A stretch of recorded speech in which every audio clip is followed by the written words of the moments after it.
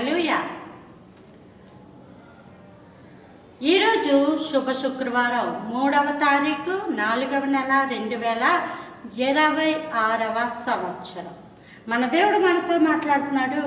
యోహాను సువార్త 10వ అధ్యాయము 11వ వచనం. నేను గొర్రెలకు మంచి కాపరిని, మంచి కాపరి గొర్రెల కొరకు తన ప్రాణము పెట్టును. కాపరి గొర్రెల కొరకు ప్రాణాలు పెడతాడు. హల్లెలూయా. గొర్రె కోసం గొర్రె ప్రాణం పెట్టదు. గొర్రె కోసం గొర్రె ప్రాణం పెట్టినా అది లెక్కలోకి రాదు. ఈ కాపరి ఎందుకు ప్రాణాలు పెట్టాల్సి వస్తుంది అంటే, ఈ కాపరి గొర్రెలను కాపాడుతుంటాడు.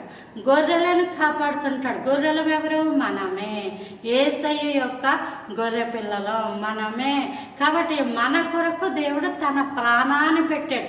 మన ప్రాణము లేదా మన యొక్క ఆత్మ నరకానికి ప్రయాణించవలసిన పరిస్థితిలో ఉండగా, మరణ ఛాయలో ఉండగా, చీకటిలో ఉండగా, వ్యాధిలో ఉండగా, అనారోగ్యంలో ఉండగా, మన ప్రాణాలను అమ్ముడుపోయి, మన జీవితాలు అమ్ముడుపోయి సాతాను బానిసత్వంలో ఉండగా యేసు ప్రభుల వారు మంచి కాపరిగా మన కొరకు వచ్చి మన యొక్క రుణపత్రమును ఆయన సిలువకు వేసి కొట్టి జయోత్సాహముతో బంధింపబడిన మన జీవితాలను ఆయన చెర నుంచి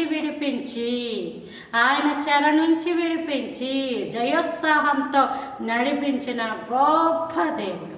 కాబట్టి ఈరోజు మన పాపాల కోసం ప్రభువారు సిలువలో బలియాగమైన రోజు. మీకు అందరికీ గుడ్ ఫ్రైడే శుభాకాంక్షలు. Praise the lord. ఆమేన్.